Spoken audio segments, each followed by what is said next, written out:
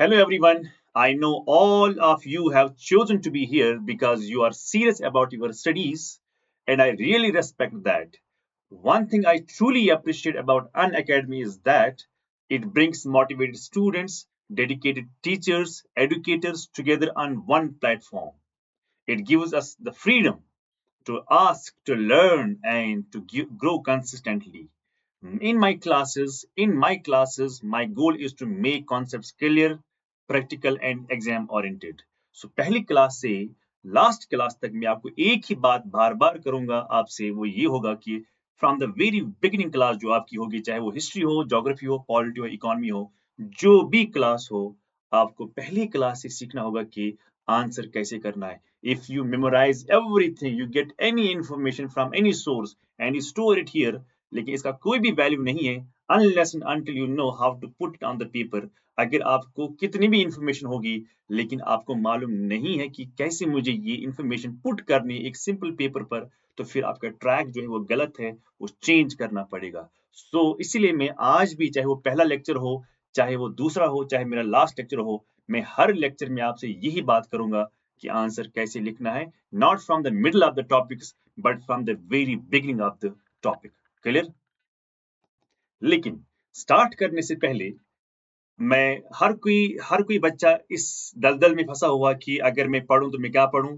लेकिन आजकल तो हर कोई जानता है आपके पास यूट्यूब है आपके पास गूगल है आपके पास हर कोई चीज है चैट चैट जीपीटी है जेमिनी है everything you have in your hand. लेकिन फिर भी क्या होता है हमें बहुत मसले हैं कि बुक्स को भी सिलेक्ट करना क्योंकि कभी कभार हम पढ़ते हैं एनसीईआरटी से कभी क्वेश्चन नहीं आता तो फिर हायर सोर्स से आता है.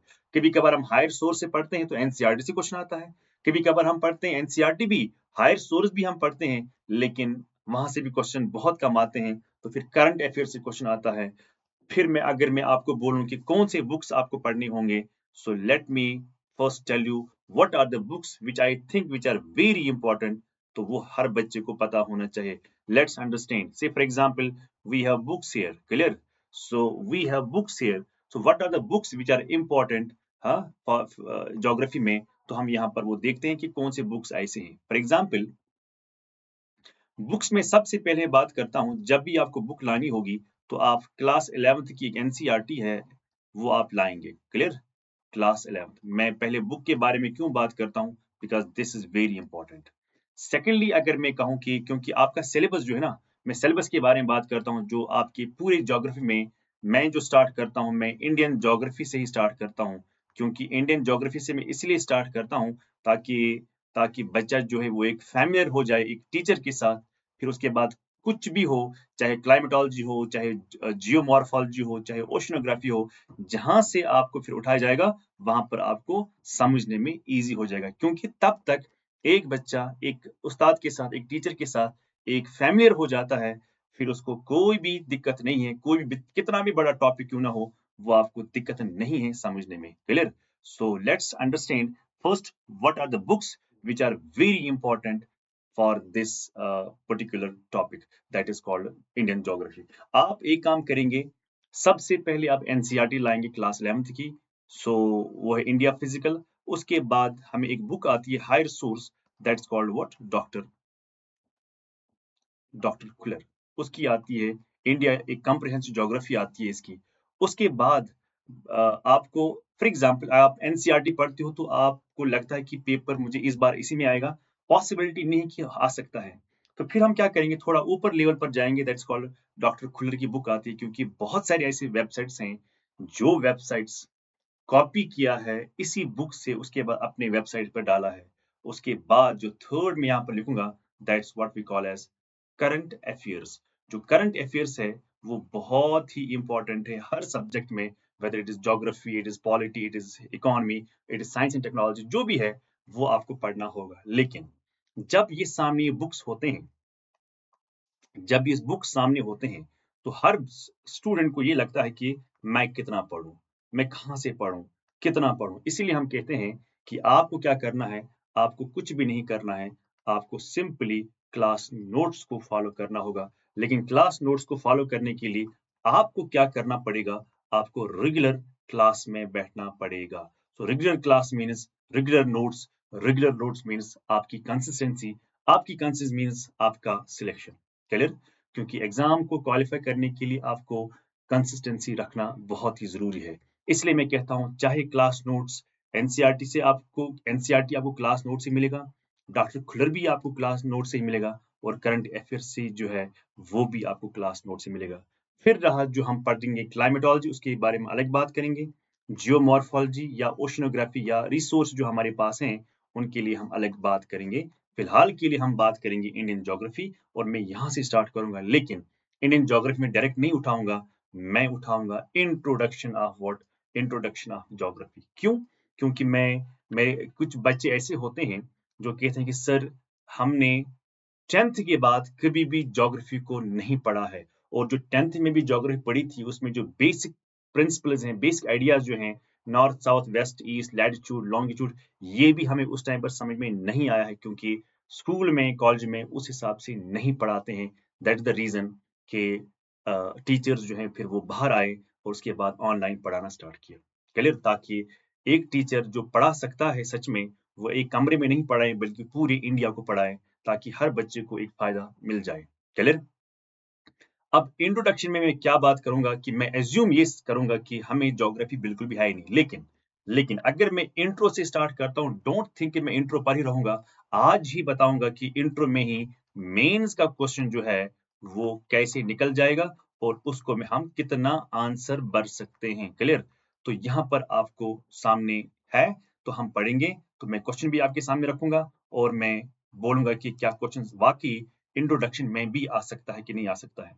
कुछ भी सवाल आ सकता है, क्योंकि धीरे धीरे क्वेश्चन की लेवल जो है ना वो बहुत बढ़ जाती है। सो लेट्स अंडरस्टैंड। अगर मैं यहाँ पर लिखूंगा जो वर्ड ज्योग्राफी है, द वर्ड ज्योग्राफी जो है, ये वर्ड ज्योग्राफी जो है, ये दो ग्रीक वर्ड से निकला है। किससे निकला है भाई? ये निकला है ग्रीक वर्ड से। तो मैं यहाँ पर लिखूंगा, ये इसको हमने डिराइव किया है। कहाँ से डिराइव किया है? इसको हमने ग्रीक वर्ड से डिराइव किया है। अब ये ग्रीक वर्ड क्या है? ये दो ग्रीक वर्ड्स हैं, उनके बारे में हम बात करेंगे। एक, मुझे पता है कि ये सबको पता होगा, सब जानते होंगे, लेकिन धीरे धीरे लेवल जो है वो बढ़ती जाएगी। जियो एंड ग्राफॉस। हर स्टेप के बाद, हर 5 मिनट के बाद लेवल बढ़ेगी। ग्राफॉस। अब मैं इतने बेसिक से क्यों स्टार्ट करता हूं? मैंने पहले ही कहा, आई एज्यूम कि हमें ज्योग्राफी मालूम है ही नहीं, तो यहां से हम इसलिए क्या करेंगे, स्टार्ट करेंगे। सो जियो का मतलब क्या है? जियो का मतलब है अर्थ,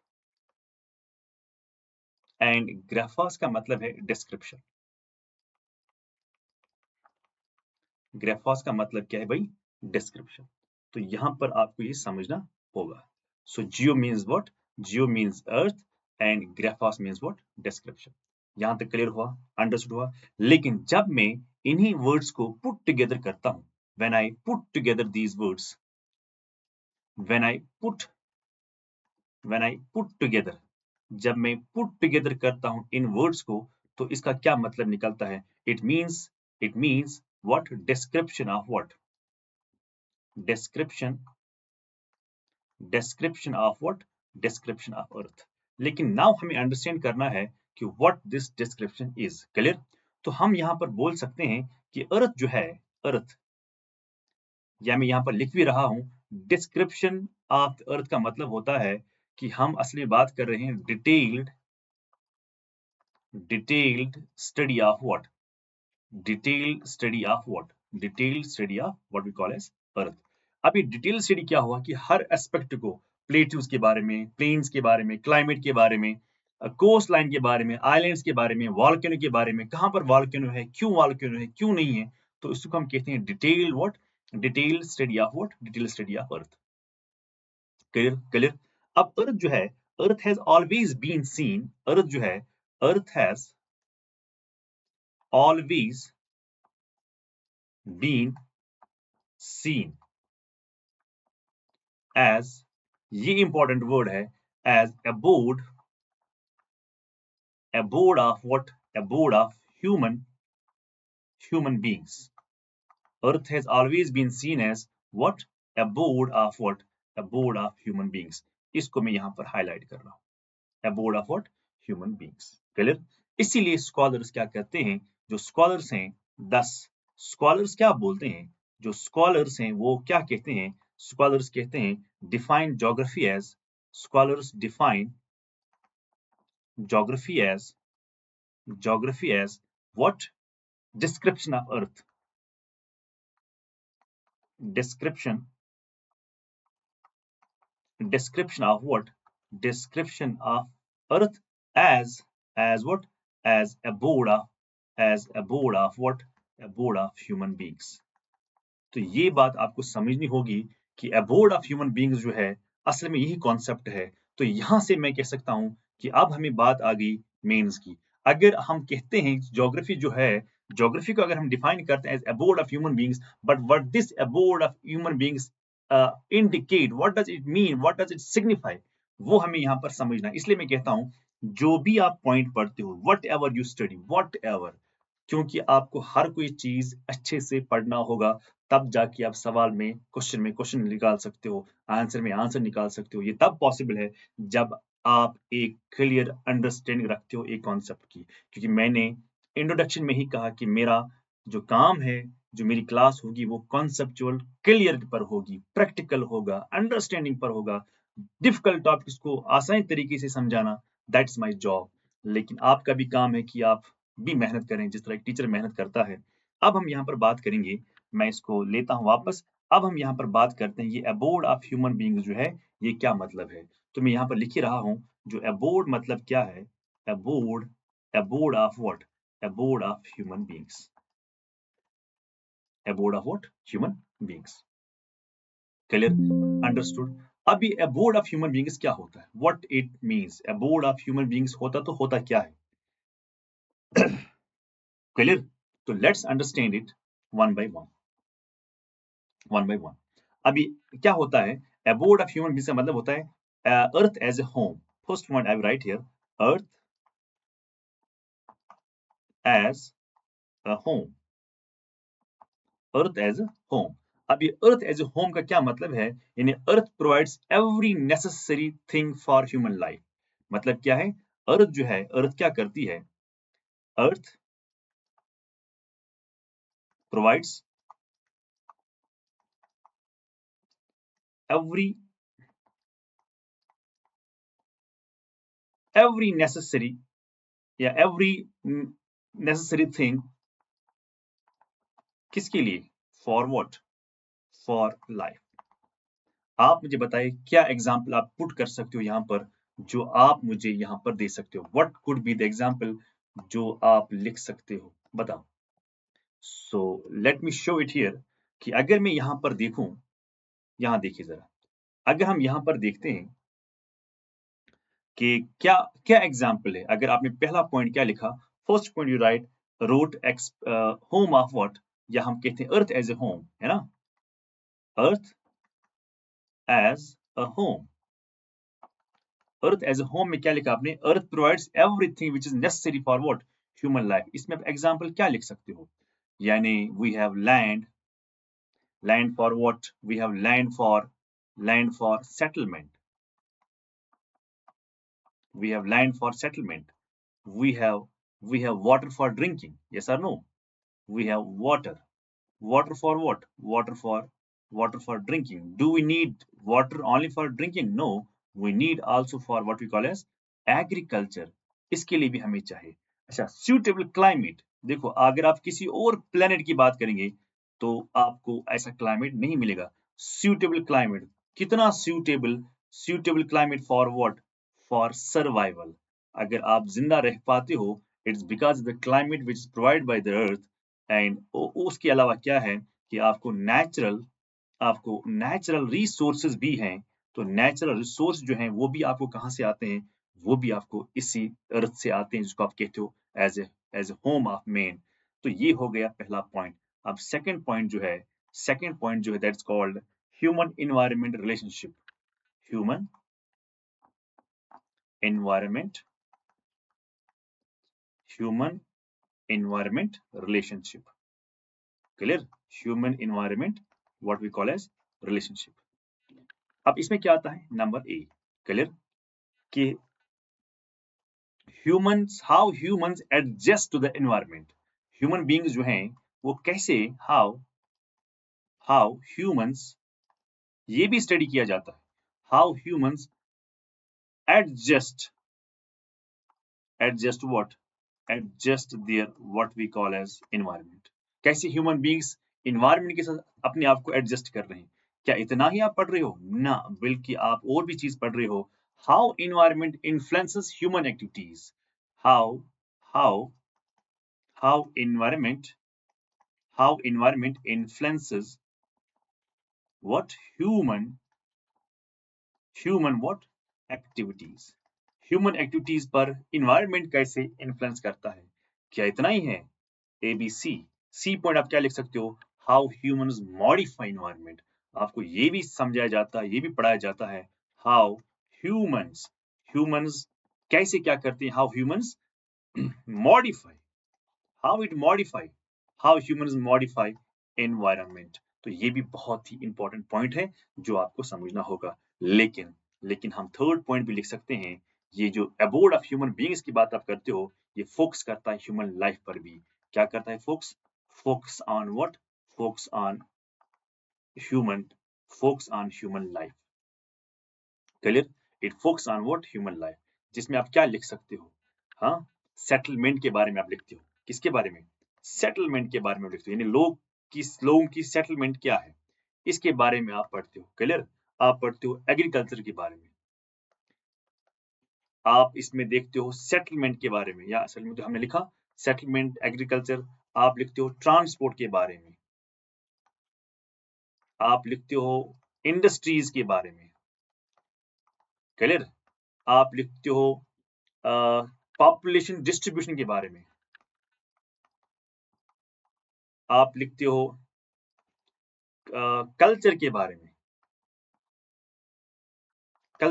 में, etcetera. So this is everything what we study what under the point called focus on human beings। लेकिन अब मैं आपको और एक चीज यहाँ पर समझाऊंगा, और एक यहाँ पर चीज मैं समझाऊंगा आपको, दैट्स वेरी इंपॉर्टेंट। मैं नेक्स्ट पेज पर आपको लेता हूँ। That's very important to understand what actually uh, other things we have under this point, that is called adaptation। Fifth point, adaptation adaptation and modification, adaptation and modification, adaptation and what we call as modification। तो ये चीज भी आपको क्या करनी होगी, ये चीज भी आपको समझनी होगी। तो आप क्या करते हो? ह्यूमंस सिर्फ डिपेंडेंट नहीं होते हैं नेचर पर, बल्कि वो चेंज भी इसको करते हैं। जो ह्यूमंस हैं, ह्यूमन बींग्स जो हैं, human beings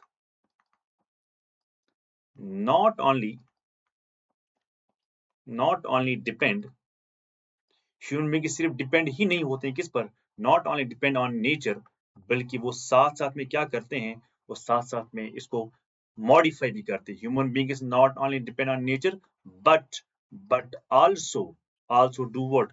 also modify, also what? Modify. तो ये चीज आपको याद रखनी होगी। लेकिन मुझे बताओ कैसे मॉडिफाई करता है? मॉडिफाई करता है कि आप डैम्स को क्या करते हो? आप डैम्स को बिल्ड करते हो। क्लियर? ये है मॉडिफाई करना। आप कैसे मॉडिफाई करते हो? आप क्लियर करते हो, फॉरेस्ट। किसके लिए? फार्मिंग के लिए। This is what you have to understand. See, क्या है? आप कंस्ट्रक्ट करते हो, आप करते हो, क्या करते हो? कंस्ट्रक्ट, आप कंस्ट्रक्ट करते हो सिटीज। क्लियर? सो ये है, आपको समझना होगा। अब जो क्वेश्चन आएगा, मुझे बताइए कि हम बोलते हैं geography as a study of human beings or abode of human beings discuss। हम कहते हैं geography जो है, geography has always been seen as abode of what? human beings। बताओ मुझे, क्या ये क्वेश्चन नहीं आ सकता है? डिस्कस करो, इलाबरेट करो, जो भी आप करो। आपके पास इंफॉर्मेशन थी नहीं, तो आप लिखेंगे क्या? पहले आप इंफॉर्मेशन को स्टोर करना है, उसके बाद आपको ये भी जानना है कि मुझे लिखना कैसे है ये। तो इसलिए मैं कहता हूं कि मैं पहले, ये मेरी आज पहली क्लास है, फर्स्ट क्लास से लेके लास्ट क्लास तक मैं आपको यही बात बोलूंगा आपसे कि आपको ये सीखना पड़ेगा, कि बिल्कुल सीखना पड़ेगा आपको कि how to write what, how to write answers. Not only answers, but good answers. Number 1 point. Number 2 point मैं आपसे ये भी कहूंगा कि अगर आपको कैसे लिखना है आंसर ये आपको समझना है, लेकिन जो इंफॉर्मेशन आपने क्या की है, जो इंफॉर्मेशन आपने स्टोर की है, लेकिन स्टोर करने के बाद उसको कैसे पुट करना है, पुट ऑन द पेज, वो भी आपको मैं सिखाऊंगा। लेकिन धीरे धीरे धीरे धीरे धीरे धीरे पहले आप भी कोशिश करो वहां पर आंसर लिखने की। जब आप कोशिश करोगे आंसर लिखने की, तब आगे भी बात बनती है। क्लियर? अंडरस्टूड? तो ये सारी चीजें जो है ये आपको सीखनी होगी। क्लियर? Now let's understand. अब क्या है, अब अगर हम बात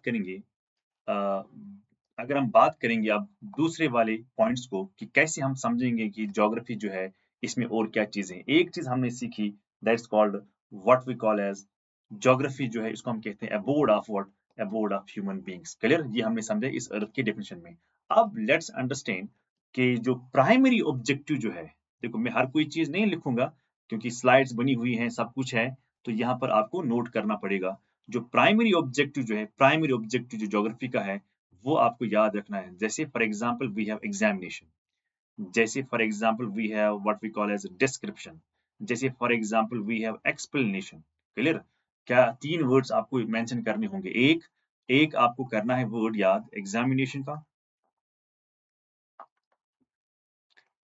एक वर्ड आपको देखना है भाई डिस्क्रिप्शन का। क्लियर? और एक वर्ड है what we call as that is what we call as explanation. आप किस चीज की एक्सप्लेनेशन करते हो, आप किस चीज की डिस्क्रिप्शन करते हो, आप किस चीज के एग्जामिनेशन करते हो, दैट इज अर्थ की आप ऑफ व्हाट, ऑफ अर्थ। लेकिन अर्थ के बारे में आप क्या डिस्क्रिप्शन करते हो? वेरिएबिलिटी। क्या? वेरिएबिलिटी। वेरिएबिलिटी मगर किसकी? From place to place, how place and features change over time and the process responsible for such variations. दो चीजें आपको याद रखनी है। एक तो आपको रखना है वेरिएबिलिटी जो है, variability from from what, from place to place. एक तो आपको ये चीज याद रखना होगा कि हम जब भी ऑब्जेक्टिव्स, प्राइमरी ऑब्जेक्टिव देखते हैं ज्योग्राफी के, तो हम तीन वर्ड्स का जिक्र करते हैं।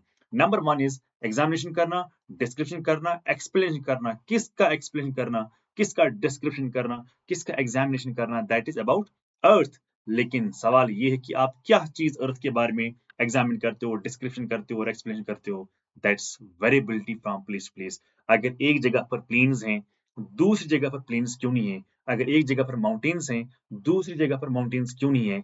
तो अगर माउंटेन यहाँ है, माउंटेन यहाँ है, इस माउंटेन में वेरिएशन क्या है?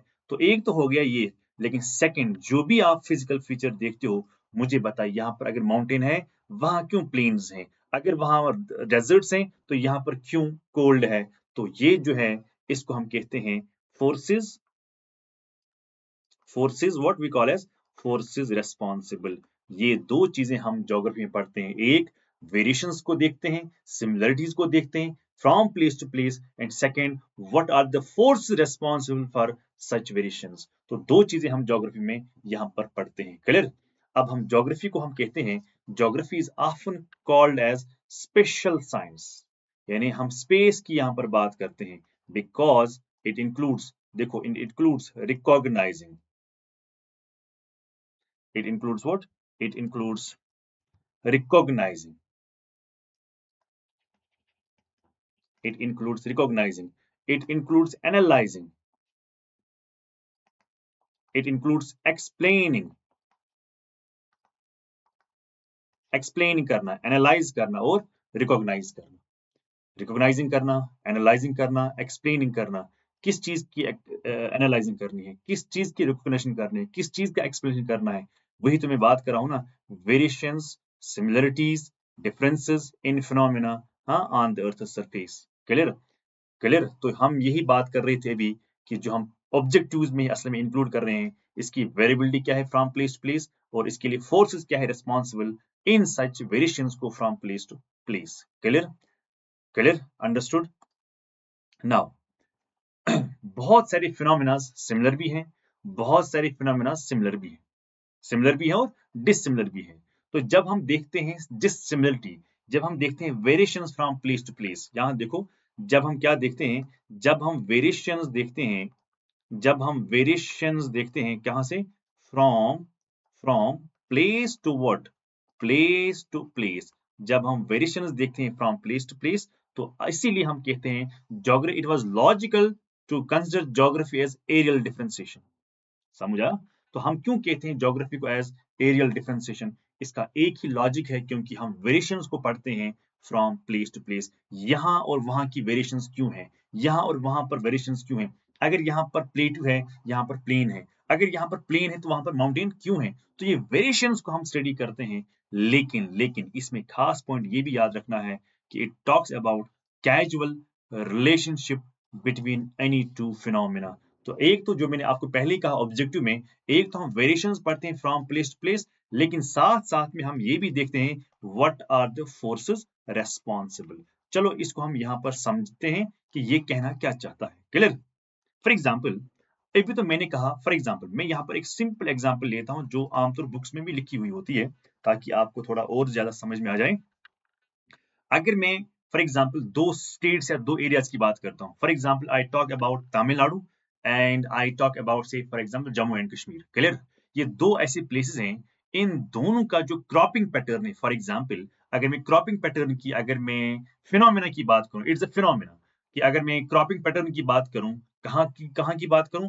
For example if I talk about the cropping pattern of Tamil Nadu and the cropping pattern of Jammu and Kashmir, बताइए क्या cropping pattern Jammu and Kashmir और तमिलनाडु का सेम है? Answer is no. So it means ये क्या होता है, ये वेरी होता है फ्रॉम प्लेस टू प्लेस।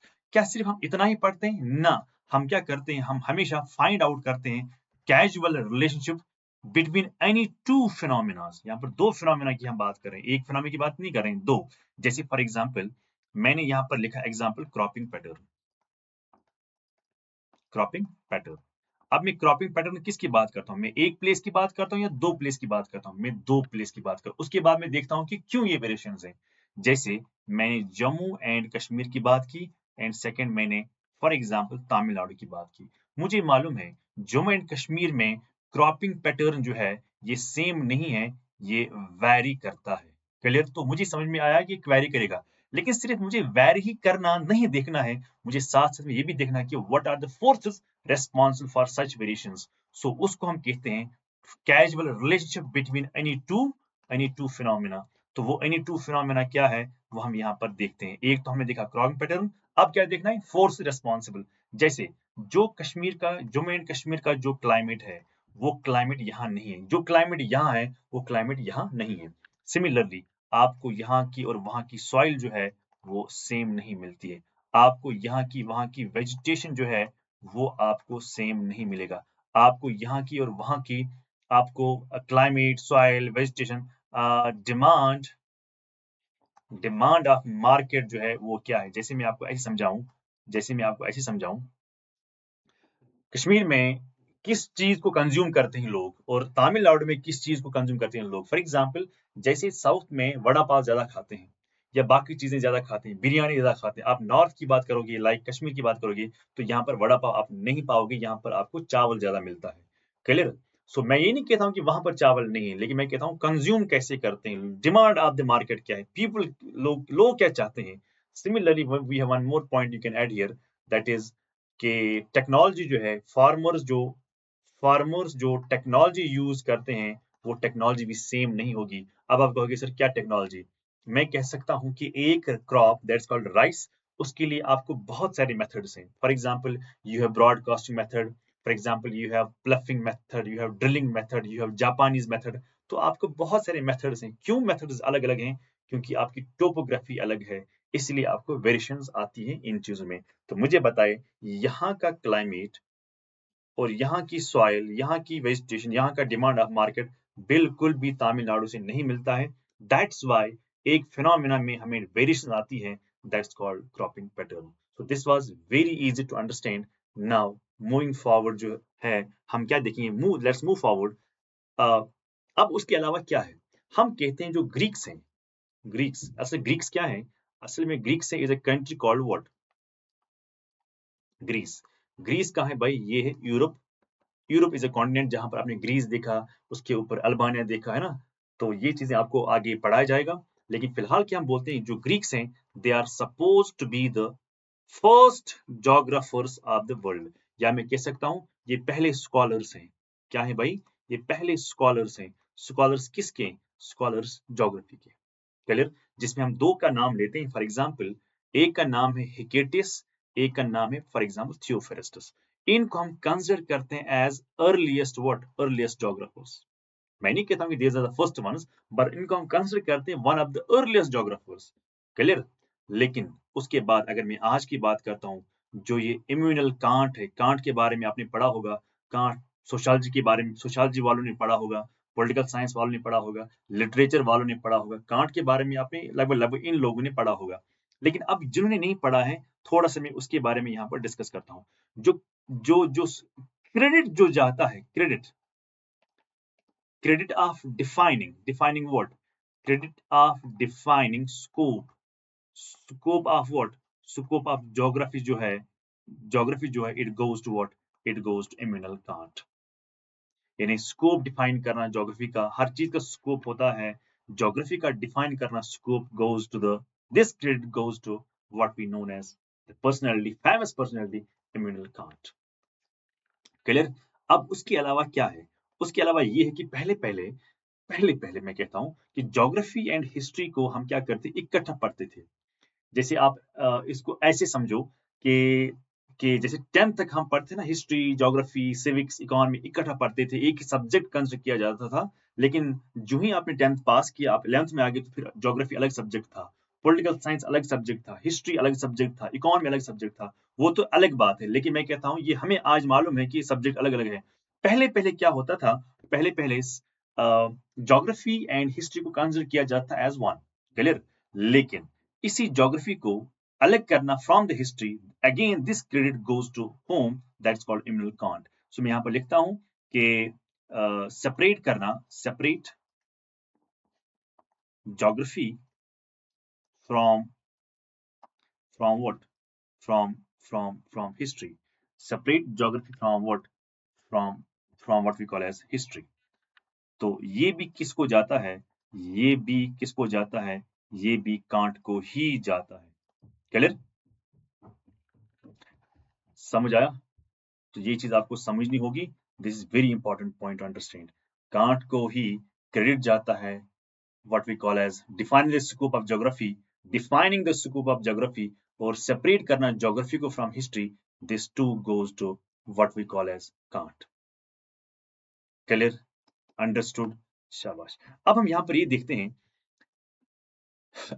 अब हम यहाँ पर ये देखते हैं कि सेपरेट करना ज्योग्राफी फ्रॉम हिस्ट्री को, this too goes to what? Can't.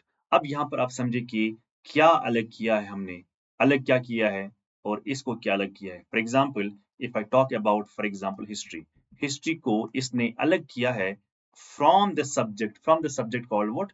From the subject called geography. Okay, from the subject called what? Geography. अब हिस्ट्री को उसने क्या बोला? हिस्ट्री को उसने बोला कि it is chronology. What? Chronology. What's chronology? Chronology का मतलब होता है इवेंट्स वन आफ्टर अनदर। क्या? क्रोनोलॉजी का क्या मतलब होता है? क्रोनोलॉजी का मतलब होता है events, events one after another. यानी मतलब क्या है इसका? इवेंट्स वन आफ्टर अनदर का क्या मतलब है?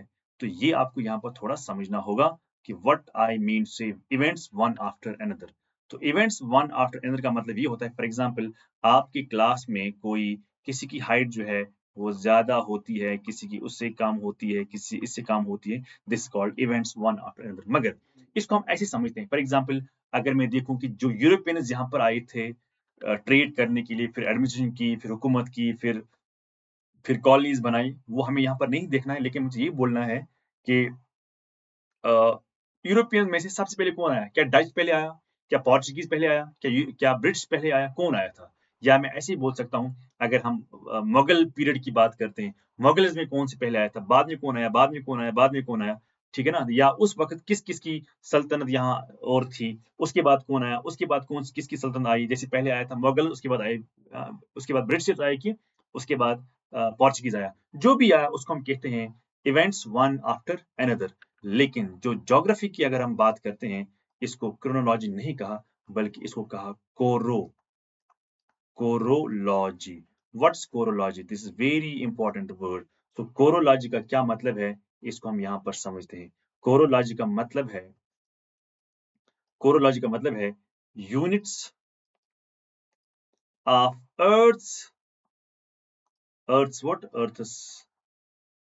अर्थ सरफेस। जो यूनिट्स ऑफ अर्थ सरफेस है उसी को हम कहते हैं कोरोलॉजी। और कोरोलॉजी का मतलब क्या है, geography. Now what is this units of earth surface? Again वही प्लेट्यूज, प्लेन्स, हाँ, माउंटेन्स, हाँ, प्लेट्यूज, प्लेन्स, वॉल्केनोज वगैरह वगैरह जो भी हैं, उनको हम क्या कहते हैं, उनको हम कहते हैं units of what, earth surface. तो ये बात क्लियर होगी तो हम चलते हैं आगे।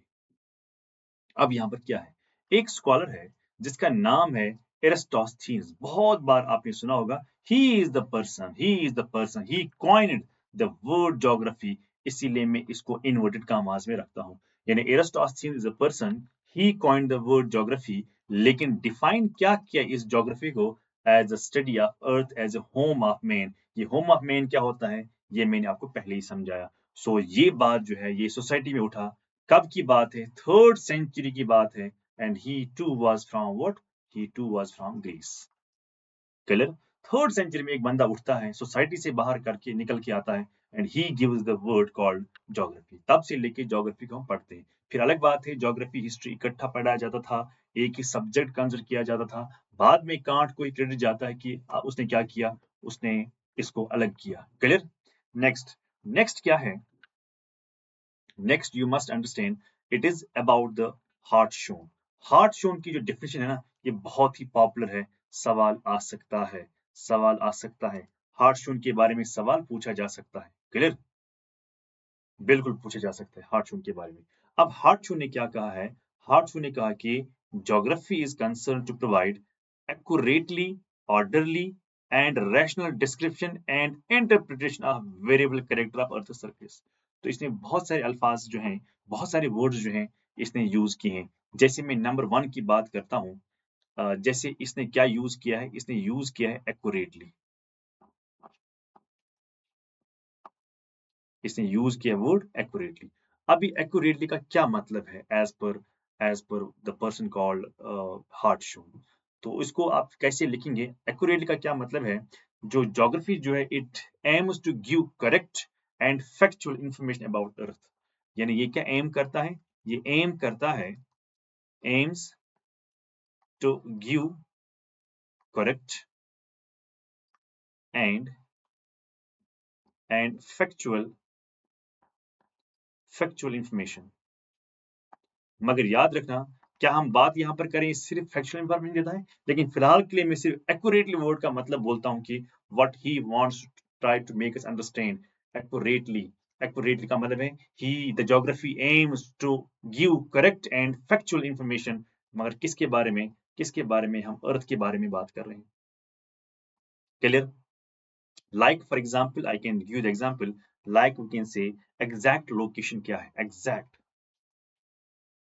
एग्जैक्ट लोकेशन ऑफ प्लेस जो है वो क्या है। अब अगर एग्जैक्ट लोकेशन की हम बात कर रहे हैं तो इसका मतलब ये हुआ कि हमें लैटिट्यूड एंड लॉन्गिट्यूड के बारे में बात करनी है। क्लियर? अंडरस्टूड? समझ आया? क्लाइमेट डाटा के बारे में बात कर रहे हैं, इधर एग्जैक्ट फिगर होना चाहिए। क्लाइमेट डेटा क्या है ये पता होना चाहिए। देन क्लाइमेट डेटा के साथ पॉपुलेशन फिगर क्या है। क्लियर? पॉपुलेशन कितनी है, कैसी पॉपुलेशन है। देन वी हैव कि सॉइल कैसी है, इसके टाइप्स क्या है, वेजिटेशन क्या है। This is what we study under the topic called accurately. Clear? Then we have second word I write here, that is what we call as orderly. The orderly का क्या मतलब होता है, यहाँ पर लिखा है, हियर लिखा है, it's pattern. Orderly means pattern. Clear? Understood? So this is what you have to understand everything, because I was asked this question in interview, so please make sure कि आप भी अच्छे से पढ़ लेना। क्लियर? खासतौर पर वो स्टूडेंट्स जिनका ज्योग्राफी ऑप्शनल होगा, कुछ भी पूछा जा सकता है। इन केस अगर पैनल में ज्योग्राफी वाला कोई होगा तो वैसे तो उनको हर सब्जेक्ट पर नजर होती है, अगर कोई एक्सक्लूसिव ज्योग्राफी वाला होगा तो वो ऐसे सवाल आपको जरूर पूछते हैं। क्लियर? अब ऑर्डरली का क्या मतलब होता है, पैटर्न और अरेंजमेंट की हम बात करते हैं। किसकी बात करते हैं? यहाँ पर हम बात करते हैं पैटर्न और हम अरेंजमेंट की बात करते हैं। अरेंजमेंट की बात करते हैं। पैटर्न और अरेंजमेंट की हम क्या करते हैं? बात करते हैं।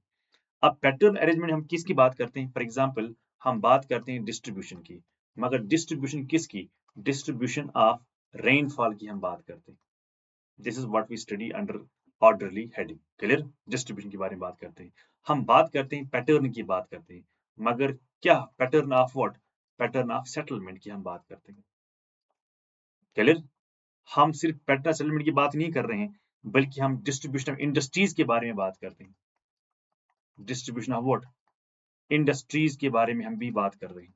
क्लियर? क्या इतना ही कर रहे हैं? नहीं, और भी करते हैं। पॉपुलेशन डेंसिटी के बारे में हम बात करते हैं। पॉपुलेशन डेंसिटी के बारे में हम क्या है? हम यहाँ पर बात कर रहे हैं। So this is what you have to understand. तो अभी तक हमारे कितने वर्ड्स हो गए? एक्यूरेटली हो गया, हमें ऑर्डरली हो गया। अब हम चलते हैं आगे। अब आगे की कहानी क्या है, जरा आप यहाँ पर गौर कीजिए। Now let's understand. We have rational description and interpretation. Yes or no? So यहाँ पर लिखा है rational description and interpretation. So मैं यहाँ पर लिख ही रहा हूँ rational interpretation.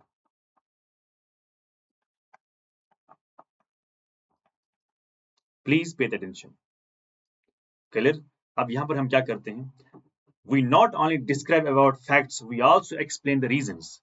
तो यहाँ पर हम क्या करते हैं? Not only what? इसलिए मैंने कहा ना पहले ही, not only facts, but also हमें क्या पता होना चाहिए?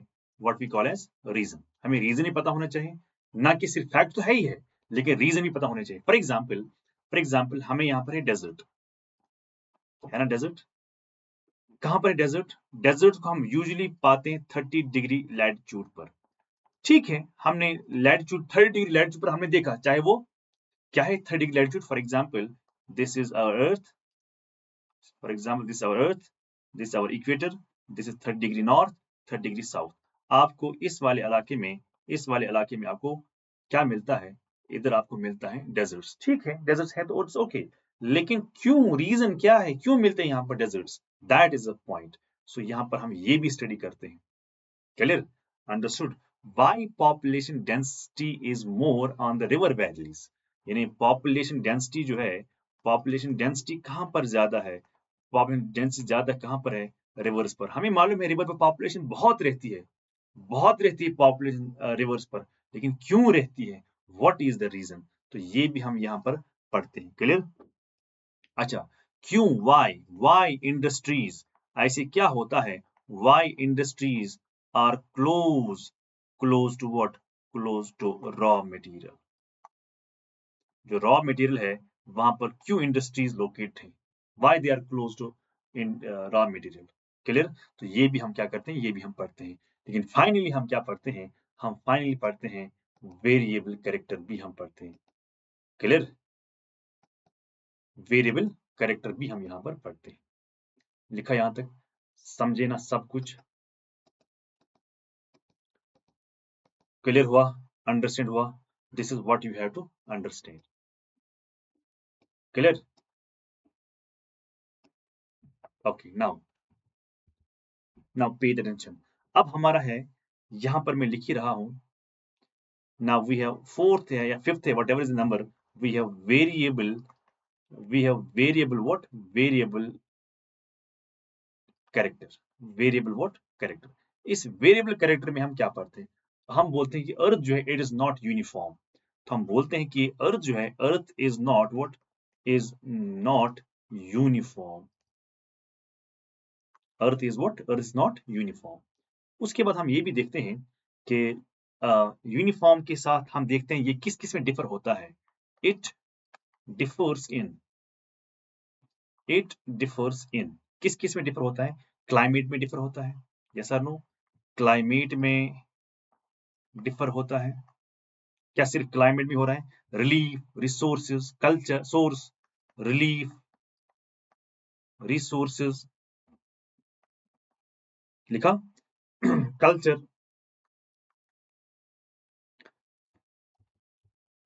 culture, economic activities, economic activities, तो इन सब में क्या हो रहा है, इन सब में ये डिफर कर रहा है. So this is what he was trying to make us understand कि असल में ज्योग्राफी क्या है. तो बहुत ही छोटी डेफिनेशन लगती है, लेकिन ये बहुत ही बड़ी डेफिनेशन बाद में निकली. यस सर, नो, शाबाश. अब हम बात करते हैं, और भी डेफिनेशंस हैं, like we have Hartshorne, we have Hettner. तो हार्टशून हमें क्या बोलता है, हार्टशून क्या कह रहा है, तो वही कह रहा है वो, geography is concerned with the description and explanation of aerial differentiation of earth surface. ये aerial differentiation क्या होता है, ये मैंने आपको बताया. aerial differentiation में हम सिर्फ वैरी ही नहीं देखते हैं, बल्कि क्या कॉज है, what are the forces responsible for such variations. तो ये चीजें जो हैं, ये चीजें आपको समझनी होगी. Clear, understood. So this is very important point, very important point two understand. अगर मुझे फॉर एग्जाम्पल जैसे कि आंसर राइटिंग हम करते हैं, तो आंसर राइटिंग में हम एक चीज भूल जाते हैं करना, दैट इज हम जब भी हमें इंट्रोडक्शन लिखना होता है किसी भी क्वेश्चन का, इंट्रोडक्शन लिखने के टाइम पर हम फंस जाते हैं कि हम क्या लिखें. या तो आपके पास बहुत ही स्ट्रॉन्ग डेफिनेशन होनी, इंट्रो तैयार होना चाहिए, बहुत ही स्ट्रॉन्ग 2 or 3 लाइंस का. अगर आपको ये तैयार नहीं है, फिर आप क्या करते हो उस समय, फिर आप क्या करते हो उस टाइम पर, उस टाइम पर हम फंसते हैं. लेकिन फंसना थोड़ी है, हमें तो 3 घंटे दिए गए हैं, 3 घंटे में हमें सीखना है कि अगर मुझे इंट्रो के लिए 2 to 3 लाइन्स का अगर मुझे लिखना है, if I don't have strong introduction, then I must have a quote. I must have a quote, I mean say definition, किसी की डेफिनेशन होनी चाहिए. तो मुझे है डेफिनेशन हार्ट शून की, तो मैं लिख सकता हूँ, but it's very important understand. लेकिन जैसे क्वेश्चन होगा, वही डेफिनेशन जो उसके साथ एडजस्ट होगी, तो वही लिखना. अगर अदल बदल लिखोगे, यानी आई मीन से कि आपको क्वेश्चन एक कॉन्सेप्ट पूछ रहा है, आप किसी और की डेफिनेशन लिख रहे हो, that becomes wrong. So you don't have to do that. You have to follow the rules. Whatever the question demands, you have to fit the definition as per the scholar which he has given himself. Clear?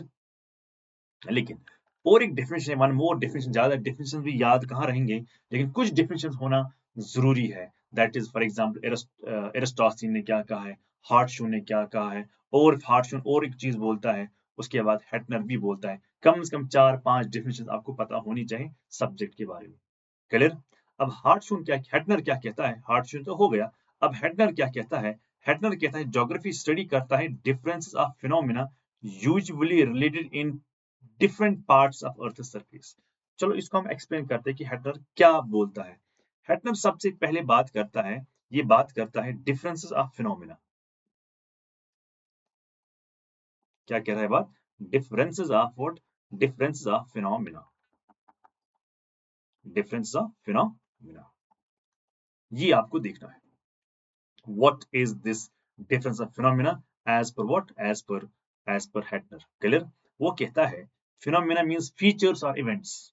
As per him, वो क्या कहता है, what is phenomena? Phenomena जो है, phenomena है क्या? Phenomena features है. Phenomena क्या है? Events. कौन से features, कौन से events? Such as, मैं यहाँ लिख रहा हूँ, such as, क्या बोल रहा है? ये कह रहा है climate के बारे में. What's climate? Climate, soil, vegetation. Soil क्या है, वेजिटेशन क्या है, पॉपुलेशन क्या है, इसके बारे में वो हमें कह रहा है. अच्छा, पॉपुलेशन के अलावा कल्चर क्या है, कल्चर. क्लियर? इंडस्ट्रीज कैसे हैं. सो ये है as per him, etcetera. As per him he says what is a phenomena. Phenomena का मतलब है फीचर्स और events. But what kind of features, what kind of events do we have. For example, we have climate, soil, vegetation, population, culture, industries, etc. This is what he was trying to make us understand what is difference of phenomena. Clear? अच्छा, साथ में वो कहता है how these features, साथ साथ में कहता है how these features vary over space. यानी over space मतलब from place to place जो है वो कैसे vary करते हैं. क्लियर? तो हम लिखेंगे वही वेरी, हम लिखेंगे ऐसे ही, vary from place to place. This is very important point. Understand what he was trying to make us understand. फिर उसने कहा और एक sentence usually what usually related, तो मैं यहां पर लिख ही रहा हूं usually related, usually what related. So ये है लास्ट डेफिनेशन। उसके बाद हम पढ़ेंगे कल what is the shape and size of earth. वो थोड़ा प्रैक्टिकल टाइप है, ये थोड़ा डेफिनेशन पार्ट था, लेकिन ये भी पढ़ना है क्योंकि आंसर लिखना है यूजुअली रिलेटेड। इससे आपको बहुत सारी चीजें समझ में आ जाएंगी। इन डेफिनेशन, मैं डेफिनेशन को क्यों एक्सप्लेन कर रहा हूँ डिटेल में, क्योंकि इससे आपको बहुत सारे कॉन्सेप्ट समझ में आते हैं। यूजुअली रिलेटेड में क्या हम लिखते हैं, फिनोमिना जो है they are not separate but they are interconnected. वो क्या कहता है, फिनोमिना जो है, जो भी फिनोमिना है, फिनोमिना आर नॉट सेपरेटेड, ये अलग नहीं है, बिल्कुल भी नहीं है, but are what, but are interconnected. जो इंटरकनेक्टेड जो है वो सब के सब फीचर्स हैं, फिनोमिनाज हैं, बल्कि अलग बिल्कुल भी नहीं है। फॉर एग्जाम्पल आप खुद देखो, जैसा क्लाइमेट होगा वैसी वेजिटेशन होगी। सो इसका मतलब है वेजिटेशन का होना is dependent on what, climate. Climate का होना is dependent on what, vegetation. So climate आप देखो, अगर कहीं पर भी आप क्लाइमेट देखते हो तो जो किस्म का क्लाइमेट होगा वही किस्म की वेजिटेशन होगी। यस और नो? सो क्या मैं कह सकता हूँ वेजिटेशन जो है ये इन्फ्लुएंस करती है what we call agriculture? Answer is yes. क्या मैं कह सकता हूँ एग्रीकल्चर इन टर्म्स क्या करता है, ये इन्फ्लुएंस करता है on to the what we call as settlement? I repeat, phenomena are not separated but are interconnected। जैसे क्लाइमेट इफेक्ट करता है, जैसे क्लाइमेट होगा वैसे वेजिटेशन रहेगी वहां से। वेजिटेशन इन्फ्लुएंस करता है एग्रीकल्चर को, एग्रीकल्चर इन्फ्लुएंस करता है सेटलमेंट को। क्लियर? समझ आया? फिर हम लिखते हैं जो ये बात करता था डिफरेंट पार्ट्स की, ये डिफरेंट पार्ट्स क्या है, ये डिफरेंट पार्ट्स क्या है, ये देखो, ये यहाँ पर लिखा है ना, different parts of earth surface. अब हम बात करेंगे what he was trying to make us understand about different different parts. देखो खुद से मतलब मत निकालें, जो वो कहने की कोशिश कर रहे हैं हम उसी के बारे में वही पढ़ेंगे। Different parts of earth surface. Clear?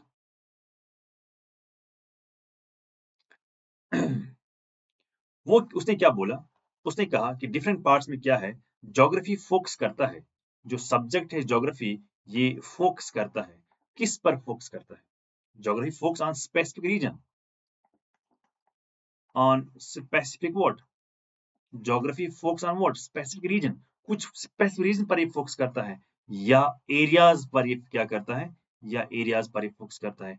उसके बाद स्टडी करता है एंड स्टडीज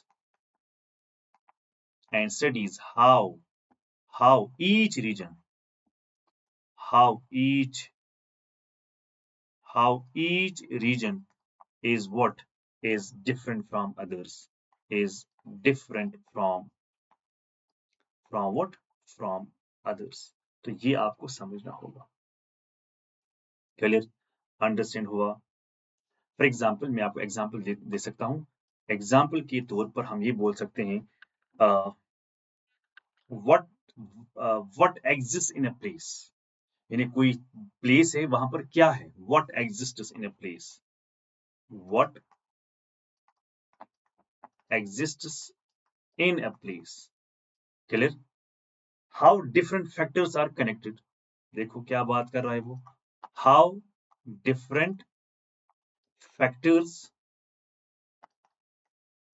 are connected।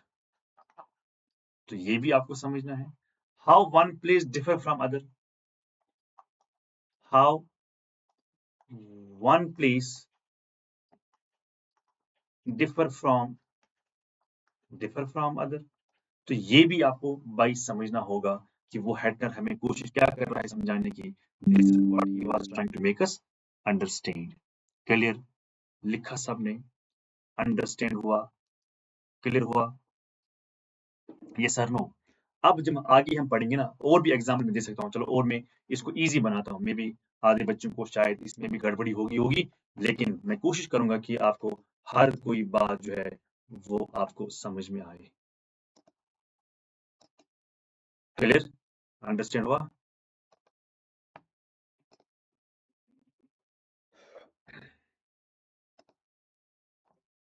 देखो मैं और थोड़ा इजी इसको करता हूँ, लेट्स अंडरस्टैंड इट अगेन, थोड़ा सा और हम इसको इजी करते हैं। थार डेजर्ट, देखो डिफरेंस क्या है, एग्जांपल इसी हेटनर को, हेटनर ने क्या कहा, how one place differ from the other places, how different factors are connected, है ना। तो इसी के बारे में हम यहाँ पर और बात करेंगे। जैसे एक जगह पर मुझे थार डेजर्ट है,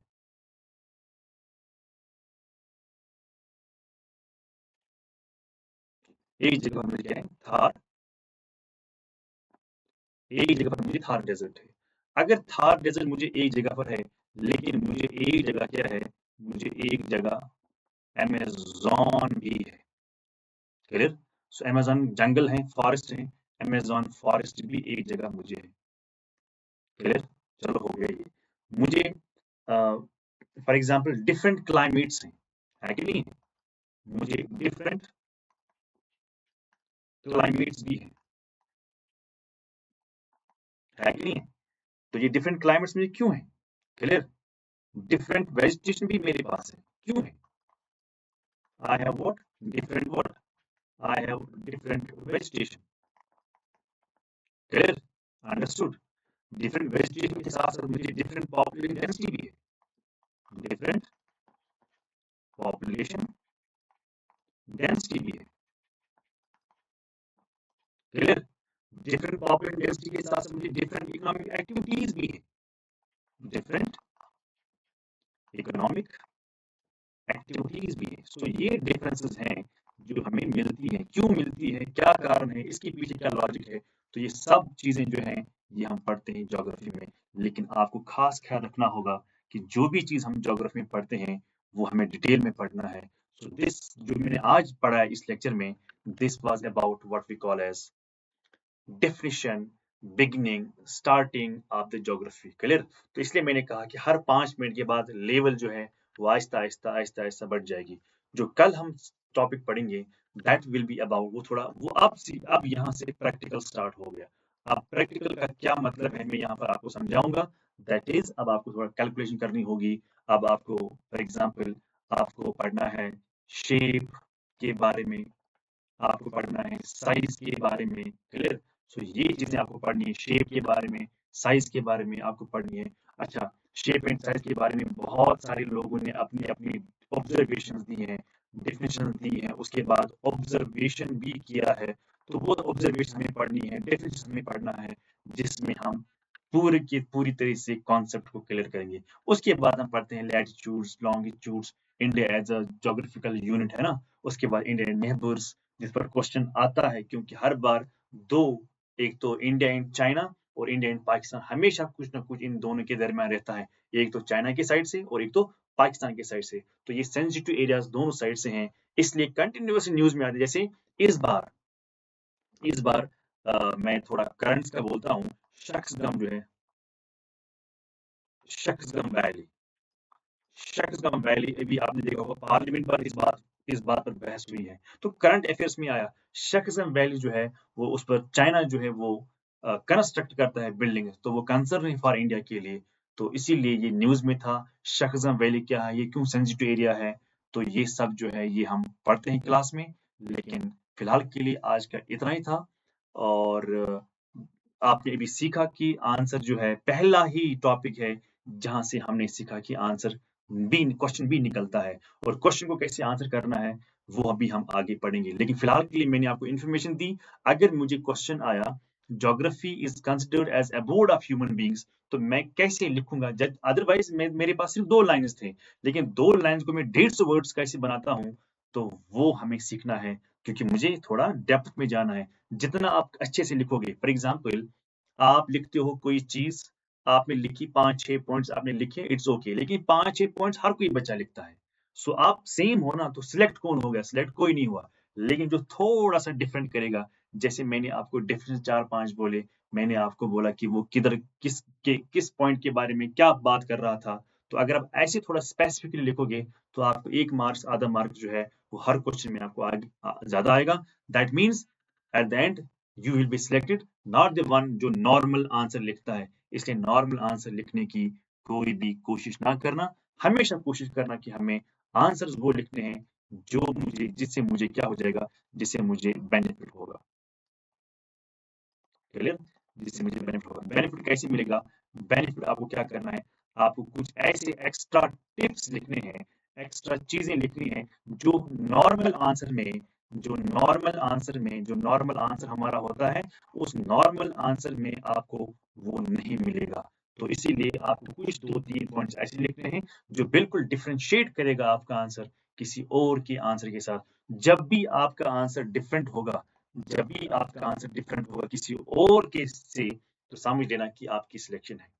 और दूसरी बात जो बहुत ही इंपॉर्टेंट, जो मैं यहाँ पर कहना जा रहा था at the end, now I am going to conclude my class, वो ये बात है कि आप जब भी पहला आंसर लिखोगे, when it will be your first answer, when it will be your first answer, तो फर्स्ट आंसर के टाइम पर आपको ये समझना है कि मैं जब टीचर को दिखाता हूँ अपना आंसर, तो एक्सपेक्ट कभी नहीं करना कि मेरा आंसर पहले ही ठीक होगा। हमेशा ये ढूंढना कि मेरी गलती कहाँ है।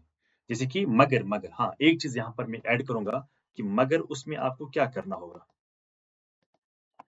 उसमें आपको क्या करना होगा जब आप ढूंढोगे गलतियां, तो गलतियां मतलब क्या ढूंढोगे। हाँ, यहाँ पर भी थोड़ा सा वो यहाँ लिख रहा हूँ, जैसे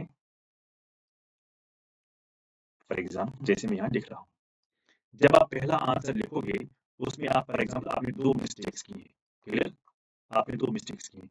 आपने दूसरा आंसर लिखा, आपने 3 मिस्टेक्स की हैं। आपने तीसरा आंसर लिखा, आपने और 2 मिस्टेक्स की हैं। तो मगर ये नहीं समझना कि जो मैंने मिस्टेक यहाँ पर 2 की है वो मेरा रिपीट हुआ यहाँ पर।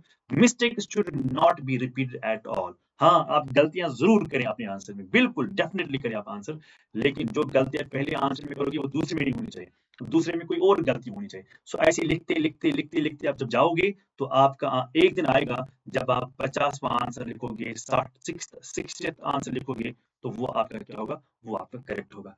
फिर उसी के हिसाब से आपको चलना होगा। It takes 2 months, 3 months it takes, लेकिन for some people it takes years, उनको तब भी नहीं आता है। क्यों? क्योंकि वो मेहनत नहीं करते। मैंने कहा ना कि आप गलतियां ढूंढो अपने आंसर में, find mistakes in your answer, but mistakes should not be repetitive. It should not be in your next answer. Yes, you should have mistakes, but there should be second mistake, third mistake, fourth mistake, not the mistake जो आपको पहले वाले answer या दूसरे वाले answer में थी। तो आई होप कि यू गॉट द आइडिया कि आगे हम और भी सिखाते हैं, बहुत सारी चीजें हैं आंसर राइटिंग में जो बहुत ही फायदेमंद है। आज के लिए इतना ही है। Thank you very much, wish you all the best.